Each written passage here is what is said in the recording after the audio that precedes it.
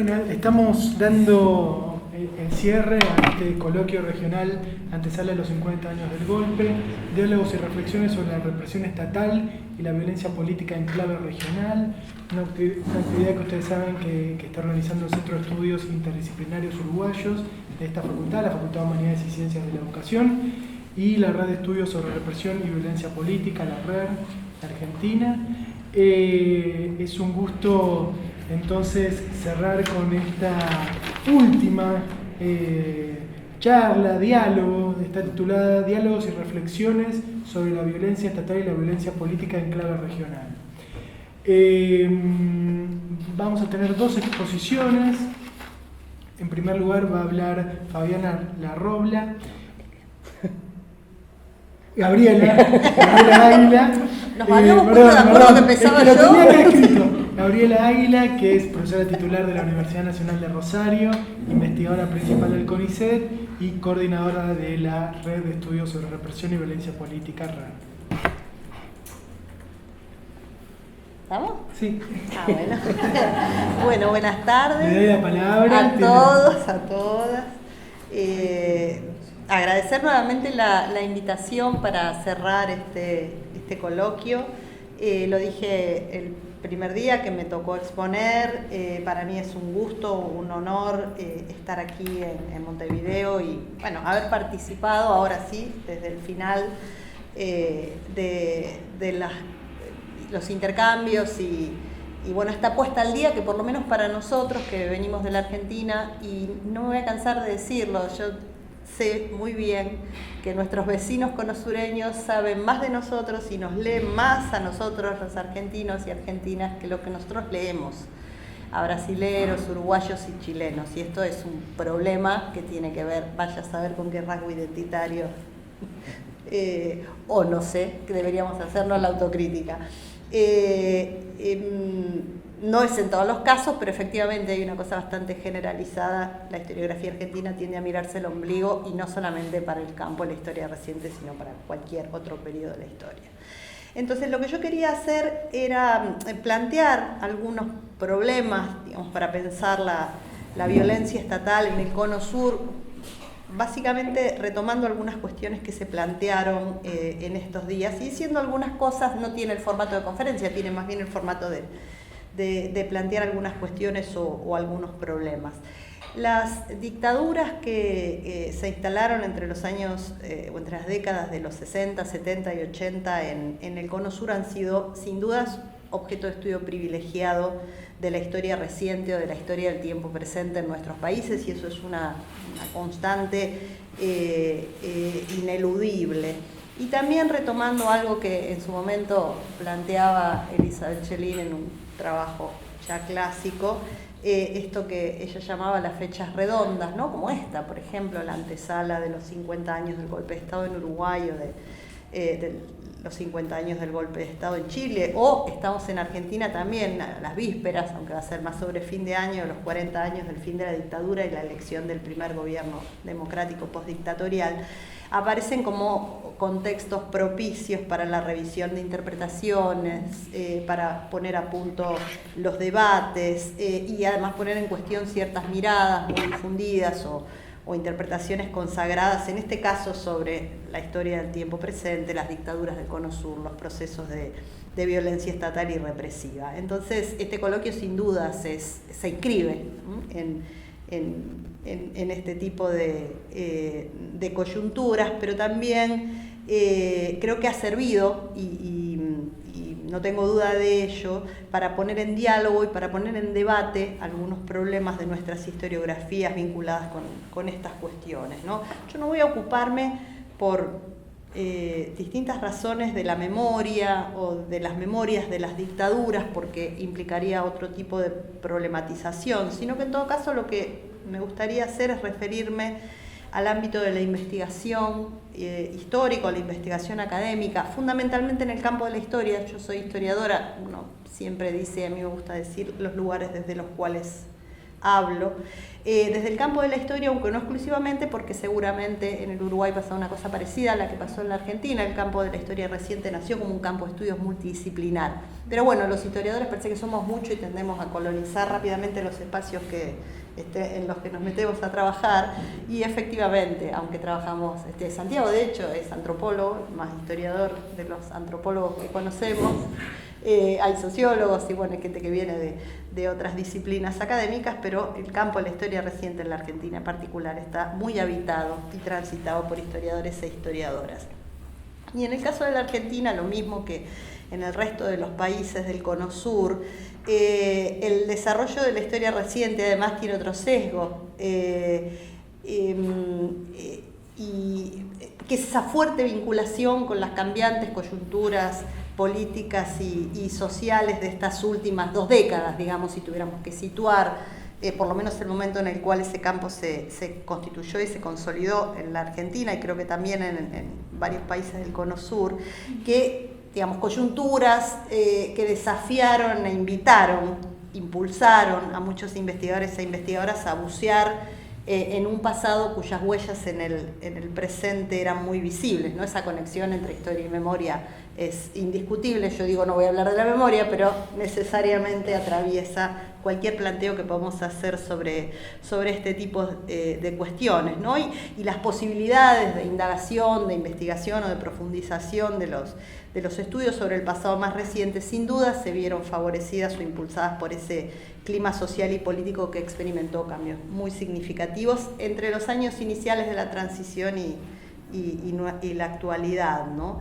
En el caso de la Argentina, y creo que también esto es algo que puede ser extendido al resto de los países del Cono Sur, lo que refiere a la investigación académica, y cuando digo investigación académica me refiero a la investigación que se hace en las universidades nacionales y en el sistema científico-técnico en la Argentina.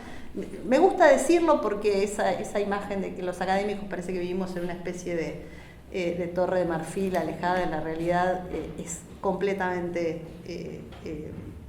inverosímil para el modo en el cual nosotros producimos y reflexionamos desde el campo de la investigación académica. En la Argentina, decía, y en los países del Cono Sur se ha producido en estas últimas 2 décadas un enorme desarrollo de las investigaciones sobre el pasado reciente, y en ese marco de las investigaciones sobre las dictaduras, sobre la violencia política, sobre el ejercicio de la represión. Y hay un elemento que, si tengo tiempo voy a decir algo, y espero no extenderme demasiado, se ha visto muy favorecido también por el acceso a los archivos y fondos documentales que no habían sido explorados por las investigaciones más tempranas, ¿no? Pero también por las nuevas preguntas, por la emergencia de nuevos temas, por la revisión de algunos tópicos y problemas, digamos, clásicos, y sin duda por los contactos y por los diálogos con otras historiografías, incluso entre nuestros países, aunque no exclusivamente. Ayer Aldo Marchesi hacía una revisión somera de la historiografía sobre las dictaduras, sobre la dictadura uruguaya, ¿no? Digamos, bastante parecido a cómo se desarrollaron los estudios en el caso de la Argentina. Sobre la dictadura se han planteado investigaciones, reflexiones, debates, etcétera, desde el mismo momento en el cual las Fuerzas Armadas estaban en el poder.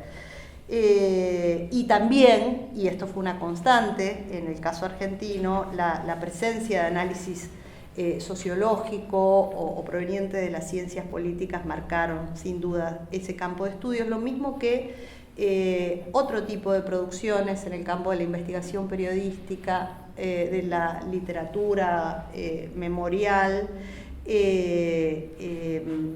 y bueno, con una presencia bastante recortada de los historiadores. En el caso argentino fue muy notable por las reticencias explícitas de, digamos, quienes en aquel momento mandaban o definían cuáles eran las líneas que se investigaban, cuáles eran los proyectos que se financiaban, cuáles eran los temas de las becas, etcétera, La historia reciente no era un campo, el pasado reciente no era un campo de investigación ni de análisis, ¿no? Bueno, nosotros quienes nos dedicamos a la historia reciente hemos debatido mucho, y de hecho el campo o ese subcampo de estudios sobre el pasado reciente se abrió un poco paso a los codazos, ¿no? en el campo de la historia como disciplina.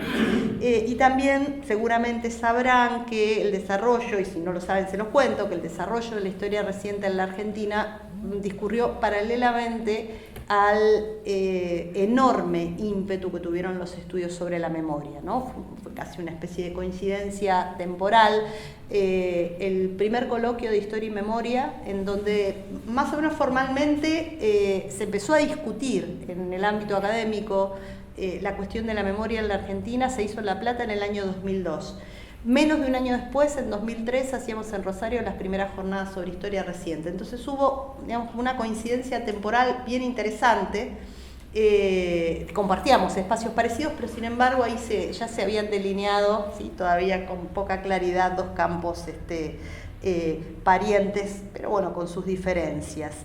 Hay un elemento que a mí me gusta plantear cada vez que digo estas cosas, que tiene que ver con que, digamos, no solamente hubo una menor presencia de historiadores e historiadoras en los estudios sobre el pasado reciente o sobre las dictaduras, sino que esa visión o esa perspectiva que fue característica de las décadas del 70 y los 80 particularmente, que analizaba las dictaduras conosureñas en el marco de un ciclo histórico de carácter regional. Esto es, eran dictaduras que estaban pensadas dentro de un proceso a escala regional más amplio, ¿no? Esta idea que, qué sé yo, en su momento planteaba, por ejemplo, Waldo Ansaldi, las dictaduras del Cono Sur tienen características o especificidades particulares, singularidades, etcétera, pero solo se explican como conjunto, solo se entienden en el marco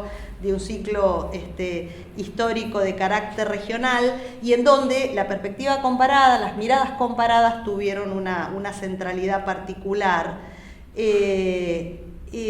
Fue perdiendo densidad a medida que los historiadores e historiadoras nos metíamos en el asunto, ¿no? Entonces, por un lado, digo, aquellos estudios de corte sociológico o politológico de las décadas del 80 que fueron perdiendo presencia en los años 90, pero también los estudios de la memoria estuvieron fuertemente permeados por una perspectiva comparada, ¿no? Hablábamos, en distintos momentos hicimos referencia a esa colección de memorias de la represión que coordinó Elizabeth Cellini y Carlos de Gregori en la década del 90, que bueno, tuvo un particular impacto sobre el campo de estudios sobre la memoria. Pero la comparación no era solamente entre las dictaduras latinoamericanas o del Cono Sur, sino que la comparación era con los procesos de exterminio masivo que se habían producido en la Europa de entreguerras, por ejemplo, ¿no? Entonces esa vocación comparativa creo que a la par del desarrollo de los estudios sobre el pasado reciente o sobre la historia reciente perdió densidad. De hecho, el historiador Carlos Ficos decía que para los años 2000 se había producido un movimiento de incorporación de historiadores a temas que hasta el momento habían sido teorizados o analizados fundamentalmente como sociólogos y politólogos. Pero el problema no era solamente quién investigaba sobre esos temas, ¿no? O esa mayor presencia de los historiadores o de la historia como disciplina en el estudio del pasado reciente, sino que también tuvo un particular impacto sobre el tipo de abordajes, ¿sí? Porque los historiadores además, el ingreso masivo en la Argentina fue masivo de los historiadores en el estudio del pasado reciente, provocó un cambio notable en el foco, y fue el achicar el foco, los estudios a escala más micro, dejar de lado las visiones panorámicas, los estudios de caso, los estudios a escala local regional, por sobre, digo, las interpretaciones más macro, más generales sobre la problemática que habían caracterizado los primeros abordajes de sociólogos y politólogos y los estudios sobre la memoria producidos un poco después. Hay otro elemento que, bueno, tiene y no tiene que ver con esto que estoy planteando, pero sí lo quiero mencionar, que tuvo que ver con los contactos entre académicos, digamos, de nuestros países, con variaciones diversos según los problemas y los temas analizados, pero que dan cuenta de las influencias mutuas. Ayer decía Fabiana, ¿no?, que había como ¿cómo dijiste? Hay un ritmo común, un tono común, no me acuerdo cuál fue la palabra que usaste, ¿no? No me acuerdo, usó una palabra que me gustó, que efectivamente ese ritmo común, esos elementos que aparecían en las distintas intervenciones, sobre todo en la primera vez, creo que tienen en parte que ver con eso, ¿no? Yo recordaba ese congreso sobre los pasados recientes del Cono Sur que se hizo en el año 2008 en Buenos Aires, un seminario internacional en donde había chilenos, uruguayos, argentinos, brasileros, que no fueron muchos efectivamente esos emprendimientos, ¿no? Hace poco, muy poco, se publicó un libro compilado por Hernán Ramírez y Marina Franco, que salió publicado en Río de Janeiro, sobre las dictaduras del Cono Sur, las dictaduras latinoamericanas en perspectiva comparada, debe ser uno de los pocos textos más o menos recientes. Y ahora está saliendo otro también compilado por Rodrigo Pato Zamota y Daniel Lebovich, que es un abordaje comparado entre Argentina, las dictaduras Argentina y Brasil, y nosotros hemos tratado desde nuestro modesto lugar con la RER de generar esos espacios de encuentro y bueno, ¿no? Me parece que este coloquio se inscribe en esa vocación de pensar conjuntamente. Digo, lo que me parece que hay es una escasez de trabajos conjuntos que no se ha plasmado, ¿no?, en emprendimientos investigativos conjuntos, pero sí distintas instancias de reflexión, de encuentro, de intercambio que espero sigan incrementándose. Y esto me parece que da cuenta de ciertas preocupaciones o temas de interés común que en parte atraviesan nuestras historiografías, ¿no? No solo la problemática de la memoria, los combates por la memoria, sino también el debate sobre los golpes de Estado, sobre la naturaleza de las dictaduras, sobre los modelos represivos, sobre los comportamientos sociales, las transiciones. Después digo un par de cosas sobre esto. En el caso particular de la Argentina, la comparación está muy lejos de ser un método extendido. Yo creo que quienes han tenido más vocación comparativista han sido los brasileros. Los trabajos sobre dictaduras en perspectiva comparada se los debemos, ¿sí?, más a historiadores brasileros, a historiadoras brasileras que argentinos, uruguayos o chilenos, y me corrigen por favor si me estoy equivocando con esta apreciación. Y esto, bueno, tiene una explicación muy simple. Para la mayoría de los historiadores la historia es singular por naturaleza y por ende reacia a las comparaciones. Sin embargo, la mayoría de quienes trabajamos en estos problemas pensamos no solamente estos temas, sino tantos otros, comparativamente, explícita o implícitamente. La perspectiva regional o comparada, entonces, perdió sin ninguna duda densidad respecto de, volviendo a lo que dije hace un momento, a la luz del desarrollo de los estudios de caso o de los análisis de las especificidades nacionales, ¿no? Pero hay dos o tres cosas que quería mencionar, y no me quiero extender mucho porque dije que iba a hablar 20 minutos y trataré de cumplirlo. Hay ciertos problemas de interés común, con algunas diferencias, pero que de todas maneras han emergido en distintos momentos en estas jornadas.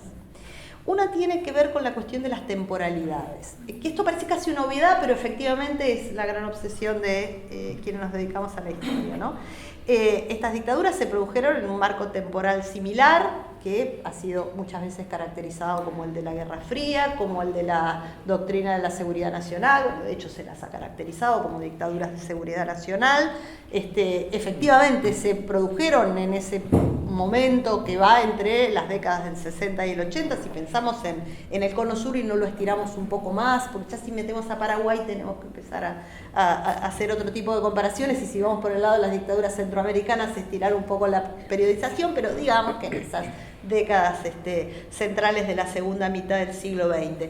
Pero son dictaduras que poseen cronologías diversas, ¿no? Una cosa son, y está claro, y se notan las diferencias entre las dictaduras de los años 60, las dictaduras de los años 70, e incluso dentro de las dictaduras de los años 70 hay diferencias notables entre del 73 de Uruguay y Chile, y ni hablar de la dictadura del 76 en la Argentina, ¿no? Que tiene que ver con esto de ser la última de un ciclo. Hoy se planteaba respecto de los modelos represivos, etc. Y vinculado con el tema de las temporalidades, hay dos cuestiones que se planteaban en la primera mesa. Por un lado, pensar la violencia estatal y la represión más allá de las dictaduras, o la relación entre violencia estatal, dictaduras, democracias, etc. Y en segundo lugar, ese problema que ha emergido muchas veces en el caso de la Argentina, y bueno, hay toda una serie de reflexiones vinculadas con esto y de estudios vinculados con esto, que tiene que ver con la excepcionalidad o la normalidad, por decirlo de algún modo, de la dictadura y de la violencia estatal en este periodo, ¿no? Digamos, cuánto de excepcional tiene una dictadura como la del 76 en la Argentina, en una historia jalonada por un golpe de Estado por década, de una constante intervención en la vida política, en la represión interna de las Fuerzas Armadas, ¿no? Y más aún si la pensamos en el contexto cono-sureño, en donde indiscutiblemente no es la única dictadura, sino que forma parte, como decía, de un conjunto de procesos de naturaleza más o menos similar. Entonces, por un lado, el problema de las temporalidades. En segundo lugar, la cuestión de las escalas de análisis. En particular, en el caso de la Argentina, un país tan extenso, heterogéneo y complejo,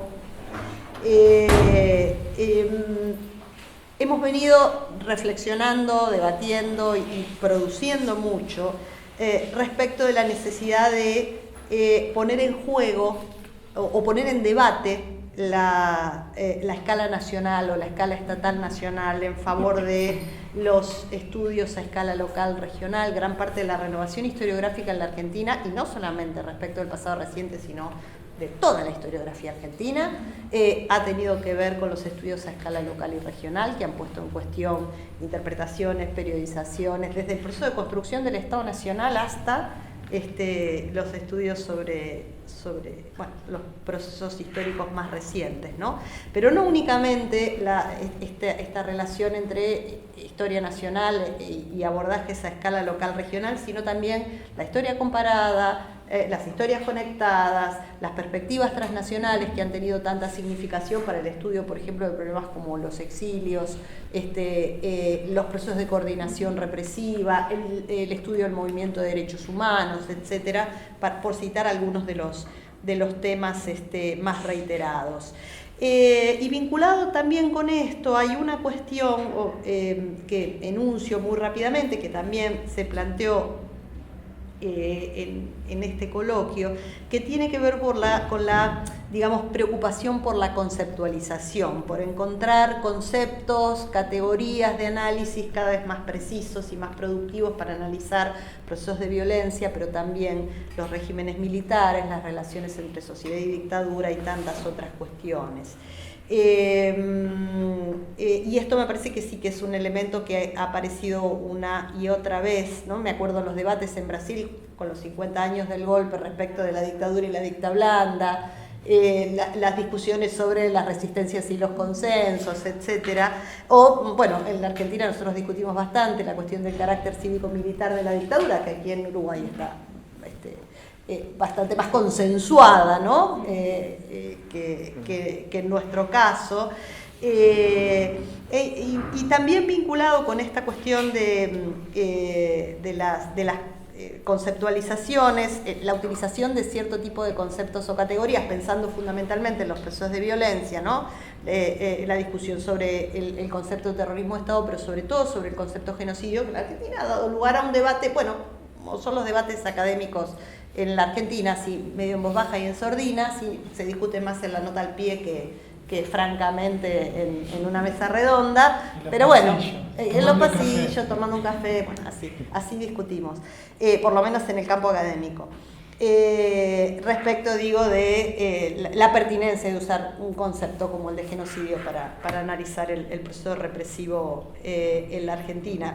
recién mencionaba lo de lo civil y militar. Efectivamente, el problema de las complicidades civiles o de los consensos sociales y políticos es un tema que recorre todas nuestras historiografías, ¿sí? Antes o después, en algún momento, el problema de la relación entre dictadura y sociedad, los comportamientos de la gente corriente, qué sucedió con las complicidades de los sectores empresarios, pero también la historia social de la dictadura, ¿no? Desde los estudios del movimiento obrero y la dictadura hasta los movimientos sociales como el movimiento de derechos humanos.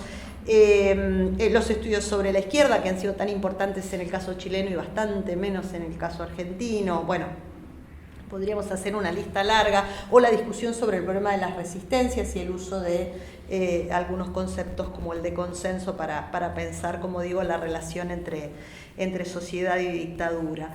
Y finalmente, la cuestión de la violencia y de los modelos represivos. Nosotros tenemos un conocimiento bastante dispar y me parece que esto es generalizado. Así como hay bastante investigación académica, hablo fundamentalmente del caso argentino, sobre las dinámicas represivas, sobre los circuitos represivos, víctimas, perpetradores, dispositivos, sobre la normativa, las dimensiones legales de la violencia paraestatal y estatal, las dimensiones clandestinas y legales y todo eso que el otro día hablaba más o menos rápidamente. También existe una producción bastante importante de conocimiento producido desde el ámbito desde ámbitos extraacadémicos, desde los organismos de derechos humanos hasta la justicia. Y bueno, con distintos objetivos, con distintas preocupaciones, sí, esto, ¿no? En el caso de la investigación académica o de la investigación histórica y de la investigación judicial, para ir sobre un tema que ha merecido también una serie de reflexiones en el caso de la Argentina. Y la última cosa, que también es un tema que, por lo menos en la Argentina, sobre todo, y creo que a la luz de la efemérides está adquiriendo cada vez más visibilidad, tiene que ver con el estudio de los años 80 como objeto de estudio histórico, ¿no? Ese tema que preocupó fundamentalmente, creo que lo decías ayer, Carlos, o hoy, ya no me acuerdo, a los politólogos, los transicionólogos o transitólogos, ¿no? En la década del 90, hoy es uno de los grandes temas del pasado, de los estudios sobre el pasado reciente en la Argentina. Pensar los años 80, porque para nosotros, lo mismo que para ustedes, la década, para los uruguayos, la década del 80 es una década que está al filo entre los últimos años de una dictadura y los primeros años de un ciclo democrático que dura hasta la actualidad, pero bueno, una década que ha sido además muy poco explorada por la investigación histórica. Como digo, todo esto creo que no hubiera sido posible, o en todo caso fue favorecido o impulsado por un acceso bastante amplio a los archivos orales en algún momento, pero por sobre todo escritos, ¿no? Y creo que ahí también hay un movimiento que se produjo bastante notable de la memoria de la historia. Todos hacemos entrevistas y seguimos haciendo entrevistas, pero está la cantidad de material documental que estaba ahí, que no estaba escondido, que no lo habíamos buscado porque se suponía que no había fuente para estudiar la historia reciente, entonces por eso había que hacer entrevistas. Y resulta que es muy significativa la cantidad de material documental. Una de las grandes novedades fue la aparición de esto que se conoce con el nombre de archivos de la represión, ¿no? Fundamentalmente archivos de organismos de inteligencia. Hoy no hay ningún estudio histórico, ninguna investigación histórica sobre el pasado reciente que no trabaje con documentos de inteligencia. O sea, no hay.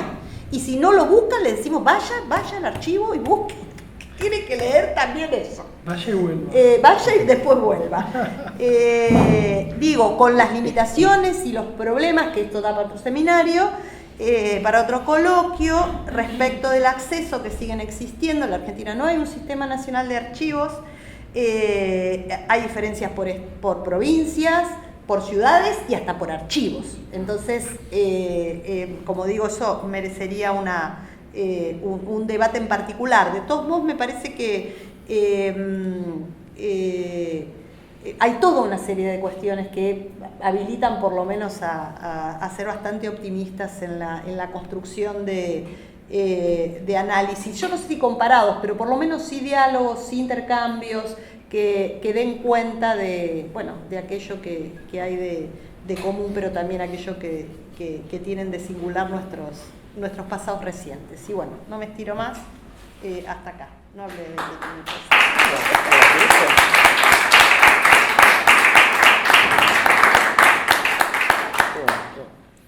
sí, le damos la palabra a Fabiana Larrola, que es licenciada en Ciencias Políticas, fue coordinadora del equipo de investigación histórica de la Secretaría de Derechos Humanos del Uruguay y es una de las organizadoras de este coloquio regional.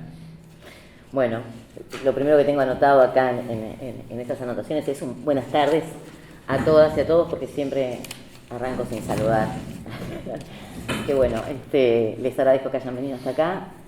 La verdad que la realización de este primer coloquio para nosotros acá con la RER ha sido una experiencia muy positiva, no solo por cómo fue organizado, que fluyó increíblemente, ¿no? Nos encontramos en junio, fue en junio, ¿no?, que nos encontramos, y en abril, o sea, en poco tiempo, se hizo realidad este encuentro que desde el lado acá de Uruguay sentíamos una necesidad enorme cada vez que investigábamos sobre víctimas, sobre los derroteros de las víctimas, sobre las agencias represivas, una necesidad muy grande de poder encontrarnos con colegas de la región, donde poder intercambiar, dialogar, porque veíamos o leíamos, es cierto que leemos mucho a los argentinos y a las argentinas, eso es cierto, veíamos las similitudes, las resonancias, ¿no? Aquello que decíamos, uy, ese déjà vu, pero mirá,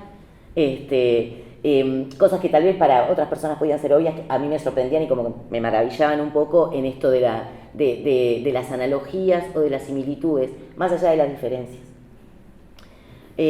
Traje, ya apagué no sé si después me voy a ir fijando. Varias cosas quería decir primero, y es recordar que también en Uruguay estamos conmemorando los 40 años del año 83, ¿no? un año paradigmático, el año de la transición, el año de las organizaciones sociales, el año de las grandes movilizaciones populares, conviviendo junto también con un año donde la represión continuaba activa. Pero quería traerlo, y justo también Gabriela habla de los 80, y es un año que también, increíble, cómo resuena esto, paréntesis recto, cómo resuenan las cosas, ¿no? Cómo no es casual que uno esté pensando en su centro de investigación, en su lugar de trabajo una cosa, y en la otra punta, del otro lado, alguien está pensando algo similar. Hay como ese espíritu de la época que empieza como a circular, ¿no? En esto de los 80 me parece también muy importante, porque hay como un movimiento, como una inquietud de retomar, de retornar, de volver a hablar sobre la transición y no quedarnos en aquellos estudios politológicos de aquellos años, ¿no? O de aquellos primeros estudios de Luis Eduardo González y bueno, y también de Guillermo Donel, o sea, todo lo que trajo la ciencia política en ese momento. Entonces quería traer eso también, recordar que no solo son los 50 años de golpe, también son los 40 años de la generación de 83, con todo lo que hay ahí para investigar y para reflexionar, y voy a cortar por acá porque ya me da como para seguir para ese lado, ¿no?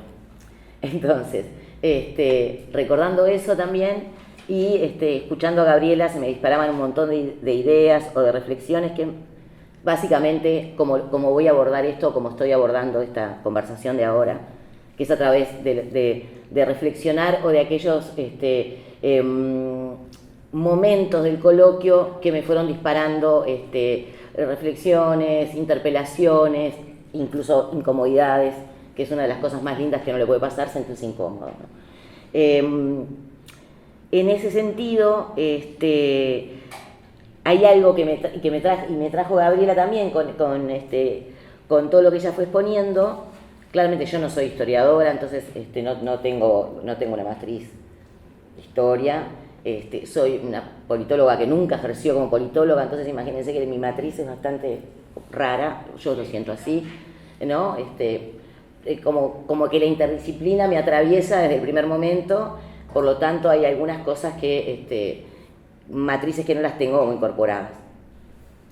Pero había algo que Gabriela traía, y era ver cómo ese devenir de las investigaciones, ¿no? Todo el recorrido que tiene que hacer las investigaciones, los colectivos que investigan, para poder llegar después a un punto que tal vez podamos decir, tal vez ahora se pueda abrir ese espacio de mayor comprensión, que tiene que ver con esto de dejar de oponer, ¿no? Lo micro con lo macro, la mirada de largo aliento con una mirada más sincrónica o más acotada, y poder realizar una síntesis. No quiere decir que todos nos tengamos que dedicar a mirar el detalle o que todos nos tengamos que dedicar a mirar lo panorámico, pero sí está bueno de pronto pensar que podemos encontrarnos en esos distintos tipos de mirada, porque son los que permiten tener un acercamiento a una experiencia compleja. Y nos damos cuenta que es compleja primero porque es humana, ¿no? Segundo porque se repite, con todas esas diferencias. El tema de la violencia, el tema de la represión, el tema del abuso del Estado, el tema de la utilización y el ejercicio de violencia por parte del Estado es algo que se repite desde la existencia misma del Estado. Entonces hay algo ahí en nuestros orígenes, y antes también, pero bueno, no estaba el Estado, eran otras organizaciones, no me quiero ir para atrás. Pero lo que quiero decir, hay algo que está en nuestros orígenes, en nuestros consensos iniciales, sociales, que tiene que ver con este establecimiento de la violencia, con la violencia como algo que nos constituye. Si nos constituye la violencia, ¿no? Y por eso es que se intenta legitimarla, limitarla, acotarla o guardarla para determinadas circunstancias, este tema, en tanto no lo podamos conversar, reflexionar, investigar, indagar a fondo, tanto en una mirada de larga duración como en mirada en detalle, esto va a seguir ocurriendo. O sea, nosotros vamos a seguir hablando sobre una violencia que se va a seguir manifestando de la forma en que se ha manifestado hasta ahora, que es sobre el cuerpo de los demás, en general sobre el cuerpo de aquellos que piensan distinto al Estado, gobierno de turno. Y en ese sentido me parece muy interesante muchas de las cosas que se plantearon y que no pudimos profundizar, o que, bueno, porque nunca da el tiempo en realidad, pero que se fueron planteando a lo largo de este coloquio. Gabriela lo traía también con esto de las temporalidades, con esto también de ver, bueno, desde cuándo es que, si bien es singular, nadie va a decir que no es singular, eso no la hace. Me parece que acá está bueno distinguir esto entre excepcionalidad y singularidad, ¿no? Una cosa es algo excepcional, que pasó una vez y no va a pasar más, o me sorprende, y otra cosa es lo singular, ¿no? Esa característica, ese momento singular o ese momento en donde hay un aceleramiento del ritmo y hay un quiebre, hay un quiebre y se produce un hecho. Acontece algo que implica un cambio. Sin embargo, eso también marca una continuidad. Todo sucede al mismo tiempo. Y me parece que a veces la dificultad no está en la realidad, en cómo sucede la realidad, sino en cómo sucede en nuestro pensamiento o en nuestra estructura, ¿no? Que nos cuesta muchísimo como separarnos de esa línea recta. Si nosotros pensamos básicamente, en general, como en línea recta, y la realidad hace así, ¿no? Entonces, claro, nunca es difícil la coincidencia. Coincidimos en un punto y enseguida... y digo porque yo creo, no sé, capaz que soy optimista, pero siento que está haciéndose presente como una nueva perspectiva, una nueva forma que implica también toda una transformación, ¿no? De la mirada, y una transformación de cómo uno aborda la realidad. Es decir, la voy a abordar ya no desde si fue primero esto y después vino aquello, sino reconocer esto del ritmo, del ciclo, del despliegue. Nosotros lo veíamos cuando planteábamos, en algún curso, esto de la resonancia entre el año 68, y algunos nos miraban azorados, pero déjennos explicar, ¿no? Entre el año 68 y el año 83, ¿no? Entonces hay una resonancia, por lo menos a nivel de movilización y de convocatoria. En el 83 éramos todos uno, en el 68 pasó algo similar, ¿no? Y en el 68 algo comienza y en el 83 algo termina, y algo comienza también, ¿no? En esto de ir como resonando con los distintos tiempos, que nos permite describir o ver o percibir que hay un ciclo. Que hay un ciclo donde hay mucha singularidad y uno dice, ¿cómo vas a comparar? No tiene nada que ver en el 68 con el 83. No sé, se las tiro para que de pronto lo reflexionen, ¿no? ¿O qué les resuena? En eso por lo menos había mucho movimiento. Y había una gran activa participación. Entonces, ese tipo de resonancias o de poder encontrar esos puntos de encuentro a mí me resultan muy enriquecedores, me complejizan la mirada, pero además me hacen pensar de nuevo en esto de poder salirme de la linealidad y poder ver la complejidad. Y en ese sentido también me parecía, nada de lo que noté, la verdad. Nada. Voy a seguir. En ese sentido también el tema del universo de víctimas me parece otro tema, y planteo temas que de repente pueden resultar como interpelantes o incómodos. Justamente por eso me parece que está interesante como poder abordarlo. Hoy cuando hablábamos de las víctimas o de los del universo de víctimas o de quiénes son, quiénes dejan de ser, cuándo son víctimas, cuándo. Yo creo que un sujeto, una persona puede ser nombrada de distintas maneras y es todo también al mismo tiempo que nos parezca contradictorio. Es víctima, es protagonista, es resiliente y es resistente al mismo tiempo, ¿no? Y también probablemente al mismo tiempo también se ejerció violencia sobre su cuerpo y probablemente haya ejercido violencia también, ¿no? Porque esto también es algo vincular.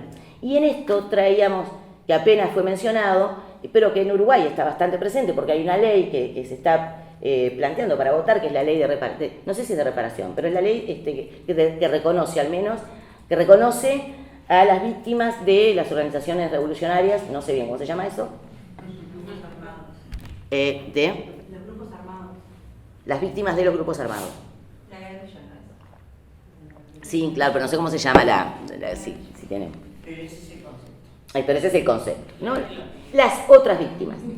Y a mí me parece interesante si nosotros podemos movernos un poco y decir, bueno, acá no podemos juzgar el dolor de nuevo, ¿no? No se puede juzgar el dolor. No se puede juzgar, no se puede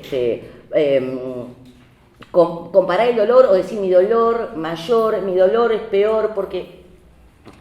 Y poder separarlo de también hacer este ejercicio, que me parece que es un ejercicio metodológico también, que a veces la antropología lo hace muy bien, ¿no? Ahí tomaría muchas cosas de la antropología que le permite hacerlo, que es, voy a poner un poco de distancia, voy a suspender el prejuicio, voy a poder acercarme a esos dolores.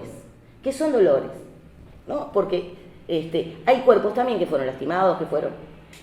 sin que nadie mire que me da, que digo esto y tengo un diálogo interno acá que me dice otra cosa, ¿no? Entonces, realizar ese esfuerzo para poder incorporar otros relatos, pero incorporarlos al menos en la reflexión, en el análisis, en la conversación. Si no, no lo puedo incorporar. Si yo no incorporo otros relatos que están ahí saltándome a la vista, no los incorporo para investigarlos, para conversar, para poder dialogar, van a seguir existiendo. Yo no los incorporo, van a seguir existiendo, ¿no? Y van a seguir existiendo en una tensión en donde en realidad lo que hacemos es disputar a ver quién tiene la razón o quién tiene la verdad. Y en realidad creo que si podemos separarnos de la razón, de quién tiene razón, y podemos indagar acerca de eso que está sucediendo, también se nos abre mucho más la comprensión hacia el pasado y hacia el presente, sin duda. Y de alguna manera, y ahí, bueno, me voy a una utopía que después la comentaré. Pero bueno, esto me parece súper importante, ¿no? Que es algo que también es característica de la experiencia humana, la apropiación, ¿no?, de un atributo, ¿no? La apropiación de soy víctima, soy buena, o el victimario o es malo, o entonces no tiene derecho o no tenemos derecho. Y fíjense también cómo se dan los ciclos, cómo algunos antes no tenían derecho a reclamar, después tienen derecho a reclamar, entonces los otros no tienen derecho a reclamar, que antes tenían derecho a reclamar, cómo parece una rueda entre opuestos todo el tiempo. Y digo, capaz que nos podemos dar como la posibilidad, no con respecto a si estamos a favor o en contra de la ley, no importa, sacándonos de la ley, pero darnos la oportunidad de poder abordar esa temática, que es muy difícil de abordar, ¿no? Ayer Hugo Rodríguez también lo decía, cuando decía, bueno, también me interesa estudiar, ¿no?, desde lo forense, las muertes, las otras muertes, o las muertes de las personas por acciones de las organizaciones revolucionarias. Que bueno, es decir que no son muchas, pero resuenan en un colectivo importante, en una parte importante de la población, que creo que la academia no se puede hacer la tonta tampoco con eso, ¿no? O simplemente despreciar porque nos están disputando alguna verdad o porque nos están disputando algún relato, pero tal vez el relato está lleno de vacíos, porque los relatos están llenos de vacíos. Y ahí me quiero ir a otro tema que también tiene que ver con el silencio, con el secreto, que nos recorre a todos, que hoy lo conversábamos también, y que tiene que ver también con esto que traía Gabriela, otra vuelta que me dispara, que es el tema del acceso a los archivos. ¿No? El acceso a los archivos, voy a hacer esta pregunta como para dejarla abierta, ¿qué es lo que más, o qué, o quiénes, o cuándo ha obstaculizado más el acceso a los archivos? ¿Cómo? ¿Por qué el acceso a los archivos se ha visto obstaculizado, ¿no?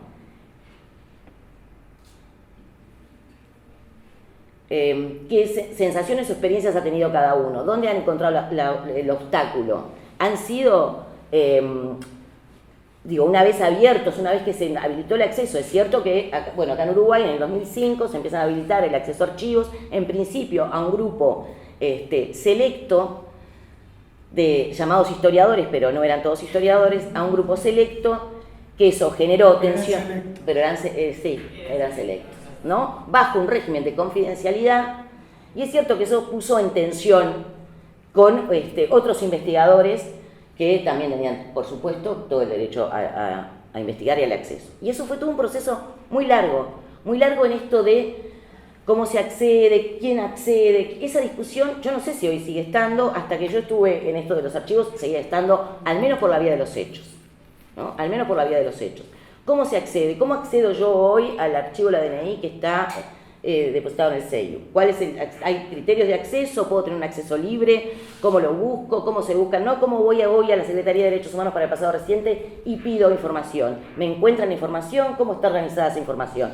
¿Quién la organizó la información? ¿La organizó un equipo interdisciplinario que tenga en cuenta la investigación o se organizó de qué forma? ¿Cómo accedo? ¿Dónde está el archivo? Voy a tirar otro, del FUSNA. ¿Está en la Institución Nacional de Derechos Humanos? ¿Quién lo tiene? ¿Cómo se puede acceder? ¿Cuál es el protocolo? ¿Hay que llenar alguna ficha? ¿Me piden algo? ¿Me lo dan tachado? ¿Cómo me lo dan? ¿Quién tiene el permiso para acceder? ¿El que investiga? Y si lo tiene solo el que investiga. Pero pregunto, porque miren que yo no tengo respuesta clara, porque he ido y he venido con ese tema. ¿Solo el que investiga? ¿Solo las víctimas o los familiares directos? La justicia sin duda. Justicia nos gana a todos. Tienen acceso a todo. Tienen acceso a todo. Pero pregunto esto también porque me parece que tiene que ver con todo esto que hemos venido conversando y que estamos conversando, ¿no? Cómo hay una repetición de lógicas y dinámicas que nosotros no las vemos solamente en las agencias represivas, salvando las enormes distancias, pero hablo de lógicas, dinámicas o movimientos o formas de tratar la información, por ejemplo. Por eso les preguntaban dónde encontraron los mayores obstáculos. Yo les puedo responder en dónde encontré los mayores obstáculos para acceder a los archivos. No fueron con el Ministerio de Defensa ni con los militares. No fueron. Pero digo para que esto nos interpele también, ¿no? Nos interpele porque en esto de la investigación de una historia reciente que sigue siendo presente, era presente en los 30, presente en los 40 y sigue siendo presente y tiene impacto y es muy difícil de separar de lo que está sucediendo de las discusiones que se dan a nivel político o en otros ámbitos, muy difícil de separarnos, no podemos ser puristas ahí pensando que estamos por fuera de todo esto. Esto tiene incidencia. Esto tiene incidencia en la discusión, en lo que se dice, en lo que hablamos, y tiene incidencia en la construcción de sentido, ¿no? Del sentido que trascienda lo que investiga, que trascienda a nosotros como investigadores, que trascienda a la universidad, que trascienda a la academia, y que tiene que ver con cómo, en este caso, Uruguay o Argentina o Brasil o Chile o quien fuera, puede registrar su historia, ¿no? Cómo la sociedad puede registrar su historia. Y tiene sentido también, para mí muy importante, y es muy importante, es para la posibilidad, tal vez en algún momento, de la no repetición de determinadas lógicas. Si yo no quiero repetir determinadas lógicas, tengo que cambiarlas por otras. Tiene que haber una transformación. No me quiero ir por ahí porque me voy a otro que no tiene nada que ver. A ver. Y en ese sentido también en esto de tener otras lógicas o también de poder mirarnos también poder mirarnos como sociedad o como Estado. La investigación sobre agencias represivas, sobre la policía y sobre las Fuerzas Armadas es muy importante. Es muy importante, porque para poder dejar verlas como si fueran unos elementos extraterrestres que están descolgados y que no tienen ninguna relación con lo que hemos vivido como país, lo que hemos construido como país, lo que ha sido nuestra historia, nuestra larga historia, larga, corta, no importa. Para hacer eso también hubo que romper prejuicios y también tiene que seguirse rompiendo prejuicios, en el sentido de que tenemos que poder comprender, y comprender quiere decir por algún momento tocar con aquellas motivaciones, con con el pensamiento, con la construcción, con los procesos de construcción del enemigo, de la imagen del enemigo, es importante poder tocar con eso. Digo, porque automáticamente hay una reacción que se nos presenta y es, oh, no me puedo acercar a eso. Pero si no me acerco a eso como investigador, como investigadora, no lo puedo comprender. Comprender no quiere decir valorar nada, quiere decir comprender. Comprender esa lógica me permite poder saber cómo funcionaban, poder saber cómo se distribuían el territorio, poder saber cuál era la lógica. Digo, muchísimo permite eso, porque es otra lógica distinta. Y también cómo se acumula la información, cómo se va acumulando la información inteligencia, cómo se generan las operaciones, cómo es que se actúa, cómo se realizan los interrogatorios, qué implica la realización de un interrogatorio. Esto es muy importante, porque si nosotros no comprendemos toda esta lógica, que es no vamos a poder, por eso está el miedo de acceso a los archivos también. Si yo no comprendo la lógica, no puedo leer interrogatorios. O no voy a querer que los lean. Actas de interrogatorio o antecedentes, ¿no? Porque voy a sentir que hay algo ahí que se quiebra y que, bueno, la imagen del héroe o de la heroína, ¿no? Y una cantidad de cosas más, se las dejo así como para reflexionar, porque sería un tema... Lo que hablábamos en el almuerzo de la lista, si le creemos a esos papeles o no. Claro, si le creemos a los papeles o no. ¿Le creemos a los papeles de inteligencia? Y parece que decimos que no le creemos y de repente les creemos. Sí, un poco. Porque decimos, mirá que, ¿no? Mirá quién cantó, ¿no? Y seguimos como sin internalizar esa lógica de construcción de la información que hacen los servicios de inteligencia, las agencias represivas, porque tampoco nos acercamos a comprender esa lógica. Si no comprendemos cómo es que se construye eso y que no se construye para un momento determinado, ¿no? Porque eso se sigue construyendo a partir de la creación de estos servicios. Pero bueno, más o menos esas cosas quería plantearles, creo que está bien el tiempo, que no tienen respuestas algunas y que en realidad las respuestas son complejas y requieren procesos, conversaciones, intercambio, interdisciplina y otras miradas, pero que como para que pueda quedar abierto alguna interpelación o alguna incomodidad con lo que tiene que ver con estos temas de investigación. Gracias.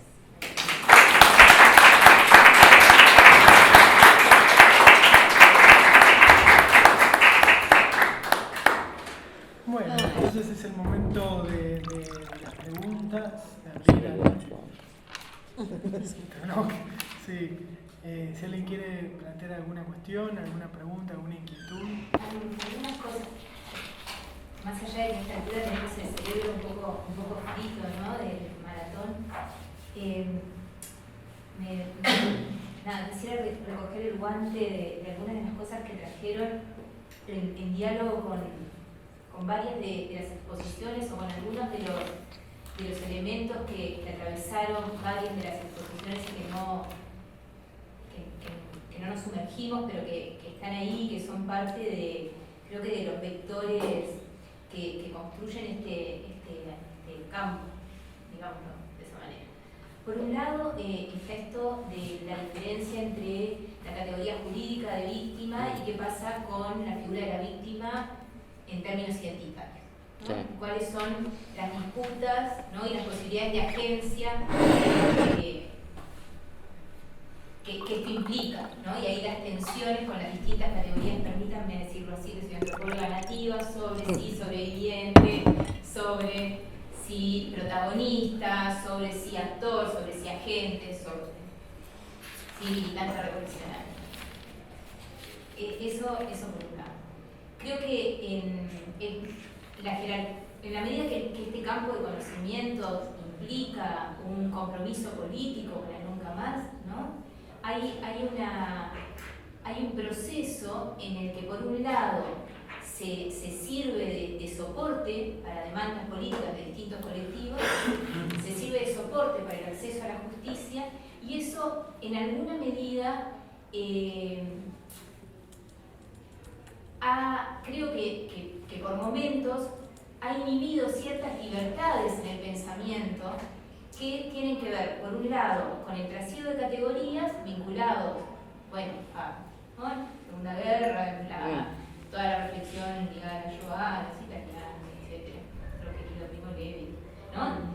El trasiego de esas categorías como herramientas analíticas potentes que nos servían no solo para explicar algunas cosas, sino para que cobrasen en el espacio social otra dimensión, ¿no? Hay una operación simbólica que hace que apelemos a determinadas categorías porque eso parecería legitimar la relevancia de la denuncia, ¿no? Claro. ¿No? Prestigia el objeto, legitima el sufrimiento y también saca del escenario algunas discusiones que tienen que ver con la interna política. Porque está bien, es indispensable el acceso a los archivos, y el acceso a los archivos no es solamente que los papeles estén en un lugar. A los archivos me refiero de inteligencia, de distintos organismos. Pero también es cierto que cuando pensamos, le creemos al documento de inteligencia, ¿qué pasa? Hubo una invitación a las incomodidades, así que yo me sumerjo ahí de un modo casi kamikaze. ¿Qué pasa con los distintos documentos de las organizaciones políticas, de sus comités de ética, de las investigaciones internas, con la sistematización de esa información? ¿En qué medida esa información ha sido posible ponerla en diálogo con esta otra documentación para completar una polifonía que es compleja, que tiene elementos que son lacerantes, pero que para comprender la dinámica del poder, que finalmente es lo que nos interesa, requiere de estos otros componentes. Y ahí es todo incomodidad, ¿no? ¿En qué sentido es toda incomodidad? En que necesariamente se interpelan los lugares de confort.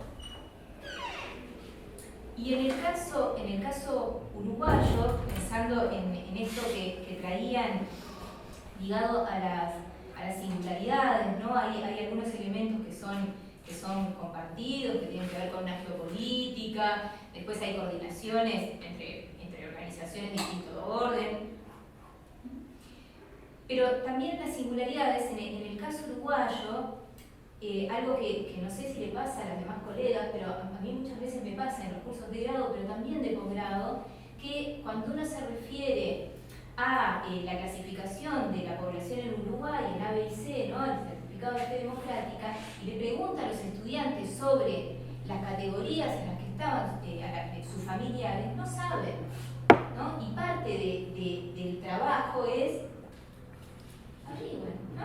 Averigüen y conversamos, ¿no? Porque ahí también está, así como está la destitución masiva y muchas dificultades para cuantificar eso, porque por las implicancias económicas que tendría también en términos de la política de reparación estatal, también hay muchas dificultades para mirar todas aquellas personas que se beneficiaron económicamente de estos procesos. Y ahí están los delitos, ¿no? Los delitos llevados adelante por algunos sectores empresariales, los delitos llevados adelante en complicidad o por algunos sectores militares o policiales, pero también está el acceso laboral en un contexto de crisis de mucha población que logra tener ingresos familiares dignos a partir de la institución de otros. Y eso en términos sociales es muy incómodo porque subjetivamente, ¿qué implica? ¿No? Más allá de que después haya personas que hayan llevado adelante prácticas de escarnio concretas contra lo que yo estudio, niñas y niños, u otras cosas, ¿no? Y en esto creo que en Uruguay, me parece que en Argentina y en Chile también, por lo que he leído, pero probablemente sea de un modo distinto, la jerarquía de las víctimas y en el caso uruguayo la gerontocracia, vinculada con la sobrevivencia, o sea, como un efecto de la prisión política prolongada también, obturan la posibilidad de un diálogo más franco. ¿En qué sentido más franco? Más franco en el sentido de que habilite un pensamiento más complejo que pueda sustentarse en una polifonía que habilite no solo la emergencia de otros relatos, sino una lectura múltiple del fenómeno sobre la que podamos pensar sacándonos de encima el prejuicio de que eso implicaría una falta de compromiso político. Creo que ahí está la gran trampa mortal, ¿no? Esa es la falacia. Nada, lo que quieras. Necesitamos algunas preguntas más, algunos comentarios más. ¿Alguien quiere preguntar algo? No, yo me quedé pensando en... No sé, ¿alguien quiere preguntar algo? Si no, pregunto yo, Preguntamos. No, me quedé pensando en qué importante es empezar a pensar una agenda desde la academia. Una agenda desde la academia, que es un poco lo que dijo Gaby, pero una agenda donde... Porque la justicia se hace preguntas, los estados se hacen preguntas, cada uno con sus tiempos, ¿no? Con esos climas políticos, hay avances, hay retrocesos, hay momentos de consolidación de algunas políticas de la memoria, momentos de desguace, en fin. Pero estamos en un momento, y yo celebro mucho este coloquio, en el cual podemos decir qué preguntas nos llevamos, ¿no? Y qué preguntas nos llevamos nosotros acá en la universidad, que no estamos en la Torre de Marfil, como dice Gaby, dialogamos con las víctimas, muchos de nosotros somos bastante anfibios, estamos entre las políticas públicas, la investigación, la gestión, a veces donde tenemos trabajo, donde nos pagan un sueldo, y es muy, muy digno eso, ¿no? Pero entonces, creo que estamos en un momento de preguntarnos por los conceptos, ¿no? Yo creo que toda la cuestión de cómo llamamos a los espacios de reclusión, hoy Pablo lo dijo, me parece que no quiero, digamos, voy a ser arbitrario, pero esa es una gran pregunta. Sí. ¿Cómo llamamos a los espacios de reclusión y cómo los clasificamos sin miedo a que eso implique decir que no 800, quizás tenemos 40, 30, 20 que eran muy importantes y el resto eran apoyo para eso, o eran lugares de paso, o eran, bueno, me parece que ahí hay todo un tema.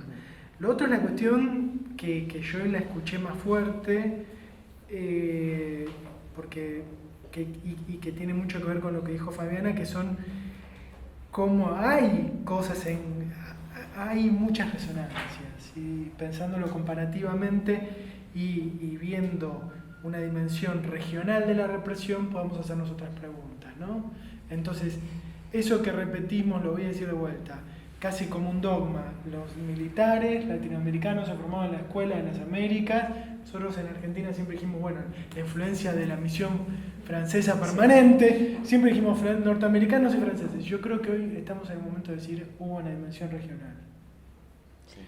Todavía tenemos que... Y empezó Brasil, y después siguió Uruguay, después Chile, y bueno, y ahí tenemos que empezar a pensar esas conexiones y esas circulaciones de una, llamémosla, doctrina regional. Y acá aparece otra vez el problema de los conceptos, porque en Argentina el concepto de genocidio es el más fuerte, ¿no? O fue muy fuerte para la gestión de políticas públicas, demostrar que hubo un genocidio. Nosotros siempre fuimos muy críticos de eso, ¿no? Ni siquiera con la idea de proceso.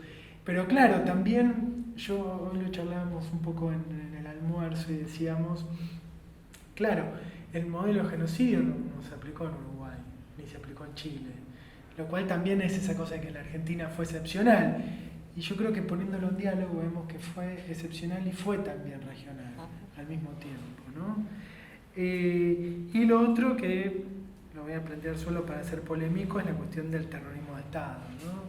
Ese concepto me parece que es un concepto que lo tenemos que pensar un poco más, ¿no?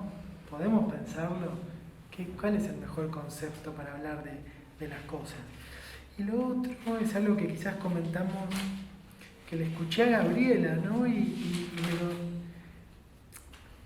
Quizás voy a cometer una infidencia, ¿puedo? A ver. Está grabado. Saca anotaciones. Gabriela en el 2008 saca su libro sobre la dictadura en Rosario, pero ella decía en una charla, yo no quise escribir un libro sobre la dictadura en Rosario, yo quise escribir un libro sobre la dictadura y sobre el terrorismo de Estado, no sé si dijo terrorismo de Estado, sobre la represión. Y ahí me parece que entonces el valor de nuestros trabajos es más allá del caso, ¿no? Creo que un buen trabajo no está pensando un caso, está pensando problemas más generales. El problema de los perpetradores, el problema de las escalas, el problema de las temporalidades, el problema de cómo denominar a las cosas. Entonces ahí creo que lo comparativo gana otra fuerza si nos alejamos. Si no es describir el caso, si no estamos pensando desde esos casos otras cuestiones, un poco como estas que quise plantear ahora. Bueno, nada, lo dejo como reflexión porque nos queda una agenda de trabajo para seguir pensando, ¿no? Cuestiones juntos. ¿Alguna pregunta? ¿Algún comentario? Bueno, yo quería decir dos cosas. Soy el dinosaurio de este museo. Y cuando Gabriela hablaba de cómo eran al comienzo las primeras investigaciones, etc., yo me reconocí en eso, por ahí empezaba. Es decir, en un centro interdisciplinario empezamos a estudiar el pasado reciente. Nos costó mucho legitimar el espacio dentro de la historia. Había un conflicto fuerte con el Instituto de Historia durante buena parte del tiempo en los comienzos. Y además, digamos, la mirada del historiador no alcanzaba a abarcar todo el paisaje. Y allí había gente que venía de filosofía, gente que venía de antropología. Hubo lingüistas, como los lingüistas no tuvimos buen diálogo, para los lingüistas nos explicaban, para nosotros el tiempo no existe, las cosas se usan, las formas verbales no registran ese tipo de cosas. Pero ahora veo, digamos que un lingüista nos vendría bien, nos ayudaría un poco a buscar cómo la palabra para definir cada objeto. Y ahí veíamos, en ese momento, primero, bueno, legitimar el espacio, conseguir que la historia reciente sea reconocida, nos costó mucho, nos costó como 15 años que nos validaran un proyecto, que además fue en un contexto de explosión social de la historia reciente. Exacto. Encontrar además, digamos, que la sociedad tenga eco, era muy gracioso. Hay una época que es muy curiosa, que son los comienzos de los años 60, la primera mitad de los años 90, que, bueno, hacíamos con Álvaro Rico una especie de expediciones así, a lo que salga, salíamos al interior, hablábamos con gente, y hablábamos en el interior, no, para acá, 33, un lugar emblemático de la represión, 33. Fuimos a 33 en el año 94. Y planteamos, bueno, el tema de la dictadura, que yo, que sé cuánto, lo que había sido, lo que nosotros sabíamos en ese momento, bueno, la dictadura en 33. Acá no pasó nada. Acá no pasó nada. No, acá no había nada. Para mí, decía uno que estaba allí, yo vivía en Montevideo, se puso el golpe de Estado, cerraron las clases, así que me vine para acá. Acá era otro país, acá no pasaba nada. Acá estaba todo bien. Había en el público una compañera que había sido compañera de clase en la facultad cuando yo era estudiante, unos estudiantes finales de los 60. En el café le digo, decime una cosa, acá mataron la batalla, acá hubo gente torturada, acá hubo gente ¿qué pasa? No, dice, yo no lo podía creer, yo vivía aterrorizado durante todo el tiempo, pero no lo dijo ahí, se lo dijo a mí. Es decir, esa idea de que, digamos, la dictadura no le importa a nadie o la dictadura es un tema que ya pasó. Hablábamos de la dictadura, se preguntaba un montón de gente, sobre todo jóvenes, ¿cómo está el tema de la dictadura entre los jóvenes? Bueno, a nadie le importa, decían todos, estaban todos ahí escuchando. En fin, cosas que, digamos, en momentos bastante complicados, bastante raros. Hay una resonancia impresionante, sí, entre la historia de lo que pasa en Argentina y lo que pasa acá. Eso es impresionante. Digamos, la guerra de Malvinas, el resultado de la guerra de Malvinas puso a funcionar la transición en Argentina y aceleró la transición en Uruguay. Cuando Alfonsín dijo, bueno, todo el mundo a juicio, acá salió la consigna juicio y castigo al culpable. Acá es verdad y justicia. Esa consigna estuvo muy fuerte. Y acá se votó la ley de caducidad y al otro día se votó la ley de punto general. Sí, señor. Al otro día. Sí. Y acá vino toda la movida por el voto verde, etcétera, etcétera, y acá se votó en 1989 el referéndum por la ley de caducidad que se perdió, y acá se enfrió el tema, pero en Argentina también, y en Argentina no hubo voto verde. Menem abrió la puerta, salió todo el mundo, está todo bien. Y allí, digamos, hubo 5 o 6 años en los cuales no pasaba nada, aparentemente ninguna de las dos orillas, pero que por motivos distintos, digamos, peor que simultáneo, es sincrónico. Después, cuando empezó el tema del vuelo de la muerte, salió Balsa, decía, pedir disculpas, etc. Bueno, acá también resonó eso, y ahí empezaron a funcionar la marcha del 20 de mayo y todo ese tipo de cosas. Y siempre soñando con la discusión de lo que iba a pasar cuando se abrieran los archivos. La fantasmática de los archivos. ¿Quién encontraba el papelito que dice fulano fue el encargado de desaparecer Claro. a este migrante? Claro. Una gran frustración. Sí, sí. En ese sentido, una gran frustración. Es decir, los archivos tienen mucha información, pero no era que buscaban. Fue medio deprimente descubrir que en el primer lugar donde desaparecen los desaparecidos es en los registros. Primero desaparecen en los registros y después desaparecen efectivamente. Bueno, pero esas cosas, digamos, nos fue costando y digamos, veo ahora que el repertorio de preguntas que nos planteamos en esa época están completamente superadas, lo cual no deja de ser una alegría. Es decir, bueno, estos coloquios, como todo el mundo siempre dice, bueno, no tuvimos tiempo de discutirlo, no están para eso. Los coloquios no están para buscar respuestas, están para plantear preguntas. Exacto. Y te deja un repertorio de preguntas. Bueno, ¿por qué esa nueva agenda? Lo cual está en el momento justo. Que es la excusa para volvernos a encontrar. Exacto, eso me parece brillante. Además, también la dinámica de los coloquios tiene su propia lógica. No, pero en este tipo de cosas, digamos, sí, la importancia que tuvieron. Digamos, nosotros estuvimos en el serio aislados durante como 10 años, prácticamente no teníamos contacto, estamos trabajando cerrados, ahí empezamos a tener contactos, ahí el grupo de Buenos Aires de Yelin fue decisivo, fue total, nos abrió y además... Lo que pasa es que tenían muchos fondos. Exactamente, se manejaba Para investigar hay que tener fondos, eso es algo que nosotros decíamos. Ese momento fue mágico, porque digamos, no solo que había plata, se gastaba bien, se invertía bien, se hacían buenas cosas. Esa colección que todos recordamos de Memorias de la Represión, bueno, ahí es una referencia, es brutal.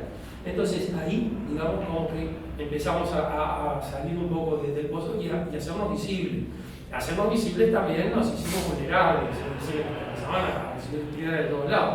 Bueno, pero eso forma parte del trabajo, no es la cuestión.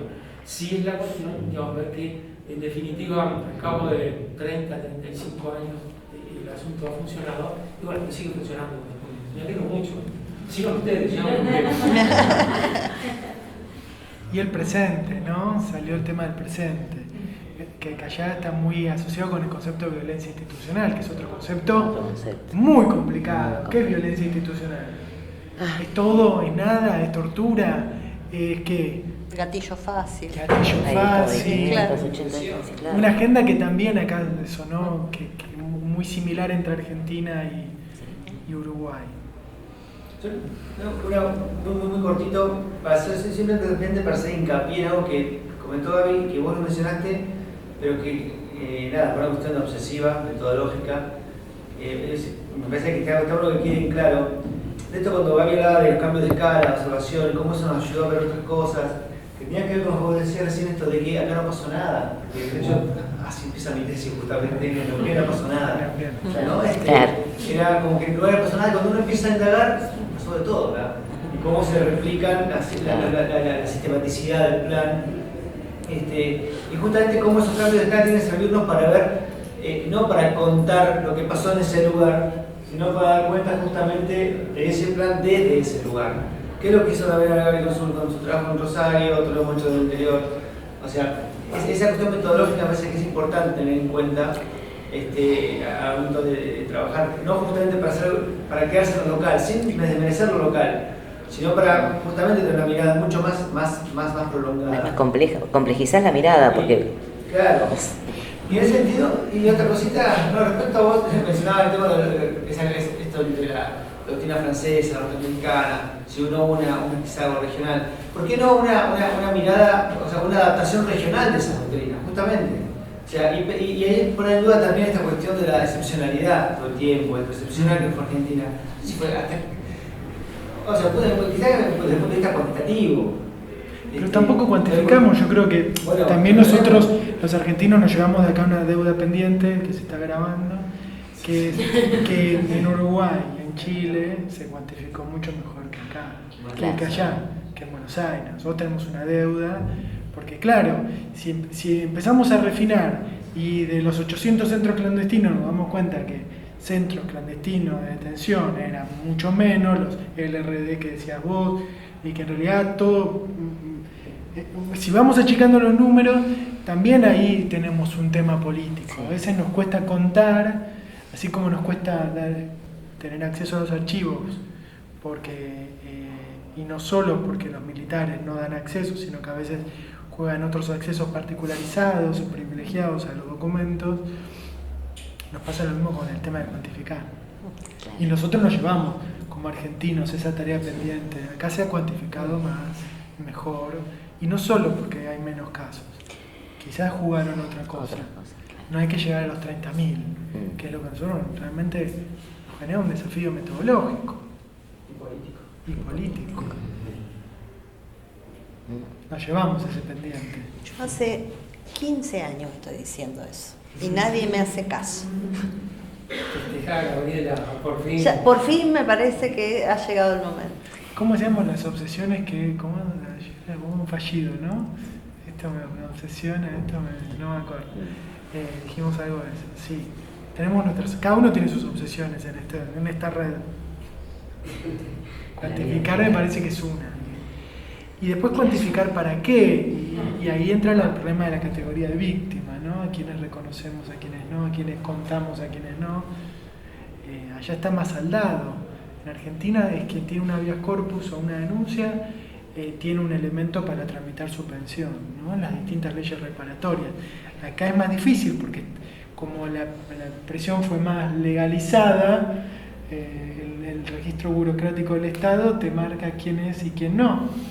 Entonces, nosotros le creemos más, en ese sentido, le creemos más. La palabra de la víctima es muy importante. Con una o dos pruebas documentales se logra certificar la calidad de víctima. Acá, para la reparación económica. Claro. Sí. Claro. Pero para otro tipo de reparaciones, porque claro, para la reparación económica uno siempre está exigiendo un alto estándar de exacto, prueba. sí. Yo creo que o sea, la misma pretensión de hacer síntesis para ir acotando una agenda de trabajo. A los temas que tú ya señalaste creo que hay que agregar otros más, pero me gustaría igual repasarlos que ya tú comentaste para ver si es que vamos ¿Qué? Vamos a anotar. en el mismo consenso. A ver, Ya lo está agendando. Anotemos. Mira, yo concuerdo que uno Eso parece algo muy importante. Esto es Un libro de actas, eso. Ese es el libro de actas de la red. Hay que firmarla después. Muy importante. No, es que estas son solo las discusiones de la red, entonces esta es la de siempre. Bueno, lo que nos queda en los cuadernos no queda yo creo que uno de los desafíos, sin duda, mira, yo creo que el desafío al que podemos aportar desde nuestro ejercicio específico es que de alguna u otra manera hacer historiografía es confrontarse con las memorias emblemáticas de todos lados, desde la represión, desde las víctimas. O sea, por ejemplo, el tema de la cuantificación efectivamente reconstruye la memoria emblemática de los 30.000. La cuantificación, por ejemplo, de la prisión pone en tensión lo que son las distintas modalidades de la prisión que ustedes tuvieron en el caso uruguayo, y en el caso chileno también cuantificar acota o extiende de alguna u otra manera memorias emblemáticas que están en diversos lados, por los que legitiman, por los que critican, por los que se defienden y agencian, porque finalmente las memorias tienen esa función, son una manera socialmente instalada en los colectivos y en las individualidades para agenciarse, subjetivarse y confrontarse a otra memoria en un escenario político particular, porque finalmente están ancladas a la coyuntura política.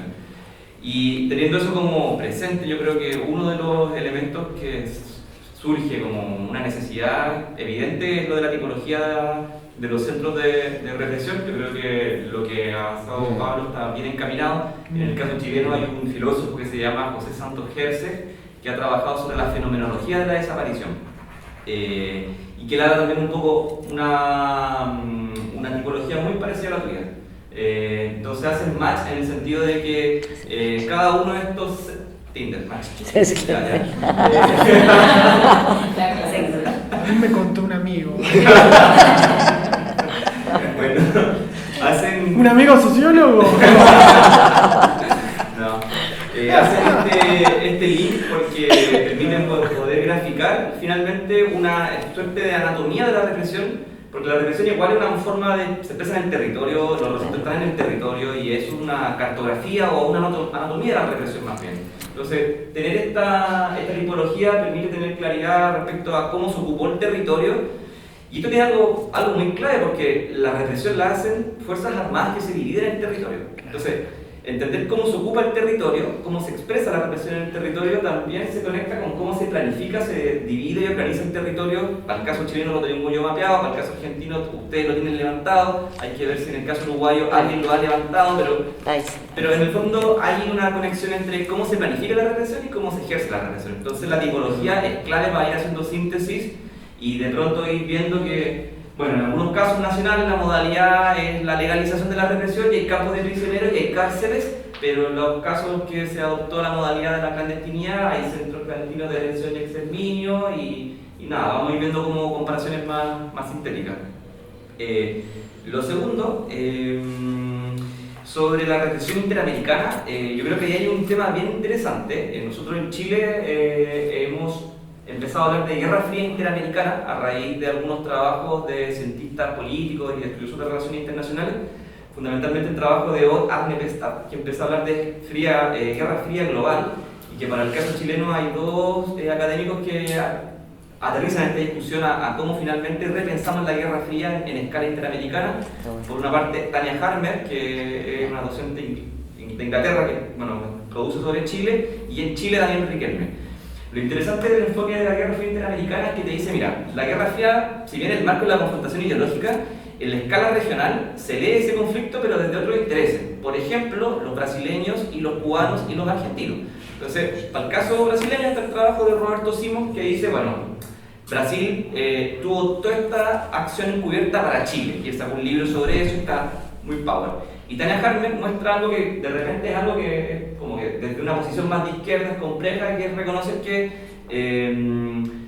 la influencia cubana es gravitante en la izquierda y tiene una acción muy importante en clave interamericana, o sea, en clave de guerra fría interamericana. Y si no se reconoce y se asume eso, también estamos omitiendo un factor de desestabilización importante de nuestros contextos latinoamericanos. Y Tania Harmer, desde afuera, se mete con esa discusión que, por ejemplo, yo sé que en mi comunidad afectiva, mi familia y los intelectuales que se vinculan con esta familia, no van a escribir de esto, porque es darle la razón supuestamente al adversario. Pero, por ejemplo, reconocer esto es algo importante, como también estamos reconociendo la incidencia brasileña. O sea, los equipos torturadores brasileños estaban en el Estadio Nacional el 11 de septiembre y formaron el primer equipo de torturadores de las Fuerzas Armadas en Chile. Entonces, aterrizarse al enfoque interamericano, yo creo que nos permite poner en juego el hecho de que no solo hay intereses internacionales en un marco de un conflicto de época de un carácter medio civilizatorio inclusive, sino que también hay conflictos locales, de influencias locales, brasileñas, argentinas, cubanas, bolivianas, que juegan en otras escalas y que son importantes.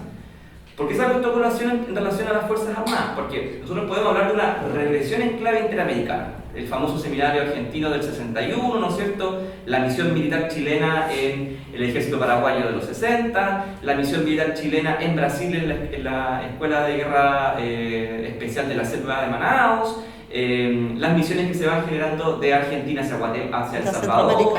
Entonces, vamos reconceptualizando y complejizando un poco más el hecho de que no solo es una políticamente rentable decir que hay influencia norteamericana sobre los ejércitos latinoamericanos y que, claro, como leemos en clave como antiimperialista, es más fácil decir que el enemigo es el adversario norteamericano, pero también reconocemos que a escalas locales los intereses de los ejércitos nacionales con los intereses nacionales juegan una cuestión muy importante y empezamos a ver que la represión tiene otra tesitura en nuestro contexto regional. Entonces, el segundo elemento que yo creo que sale a colación, entrar a problematizar, es una represión en escala interamericana. Okay. El tercero... viste que en RI se habla de relaciones internacionales, se habla del sur global, ¿no? Sí, sí. Que quizás eso ayuda también.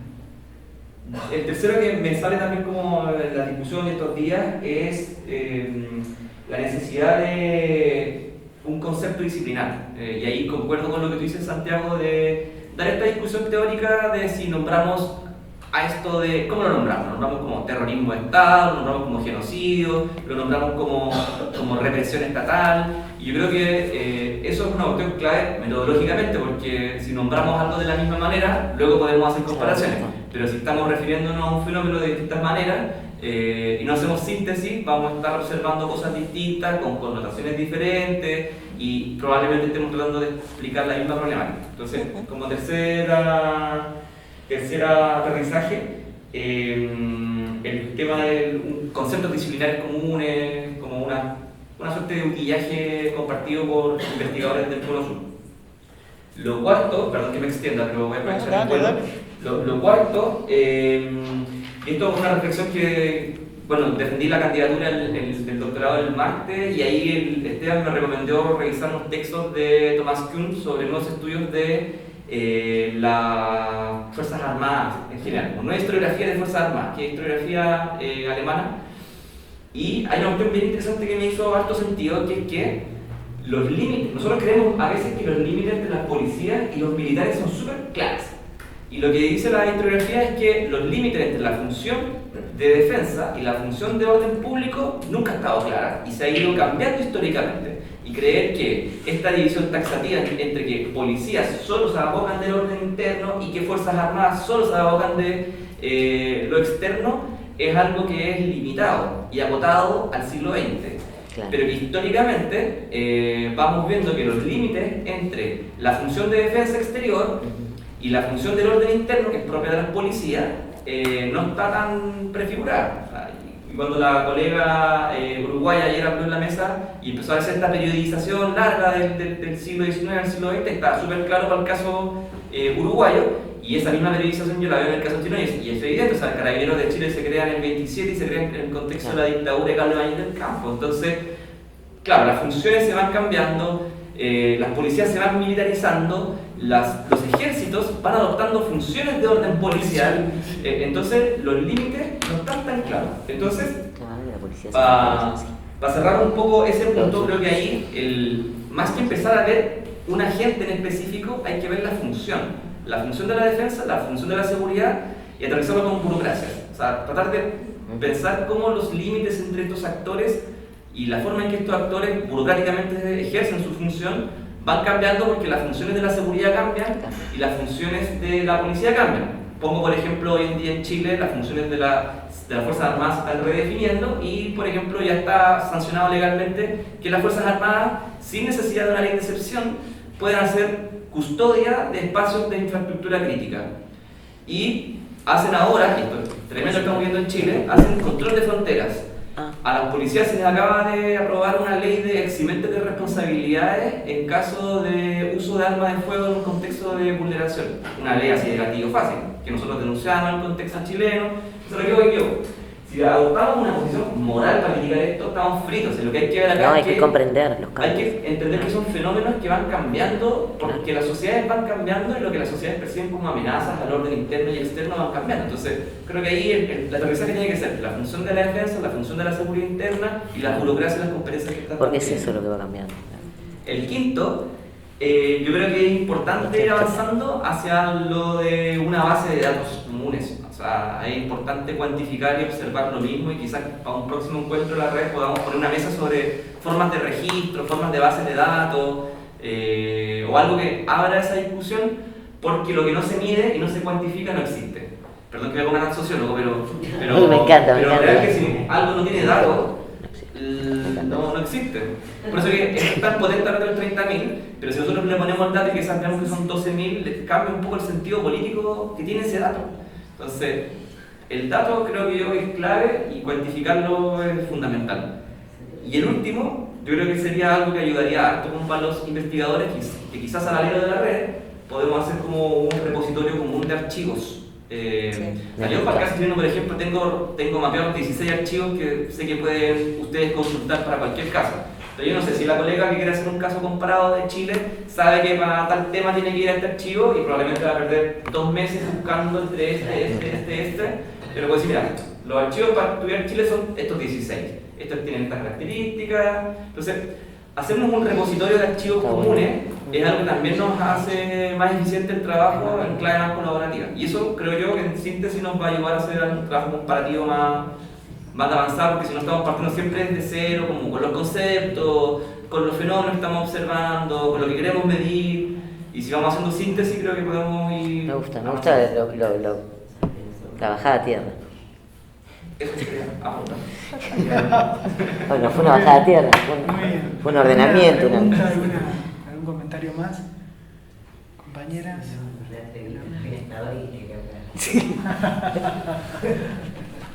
No puede ser. ¿Quieren agregar algo? No. En todo caso, mientras lo escucho a Pablo, digo, hay cosas que no se pueden hacer en forma individual en las investigaciones individuales, que hacen falta equipos, que hacen falta contacto y que hace falta plata para financiar semejantes emprendimientos. Porque si no, no es posible. Es que es imposible. Sí, no, totalmente de acuerdo. Otra bajada tierra. Ahí Otra está. bajada a tierra. Mucho más realista. El Bill Metal. Pero bueno, pero uno lo plantea Claro, como Está desafío. en El universo. Está en el horizonte. Bueno, sí, así salió este coloquio. y así salió ese coloquio. Se ¿No? planteó y apareció, y se fue dando. Fluyó. Bueno, entonces damos por terminados. No, la tendrías que dar vos. Sí, me parece que sí. Entonces, Bueno, el cierre. Carácter de organizador. Bueno, Sí, publiquen la agenda. La eso agenda y es- los resultados de... la agenda es interesante. Y bueno, si nadie tiene más para comentar, vamos a dar por cerrado este coloquio. Y les agradecemos a todos.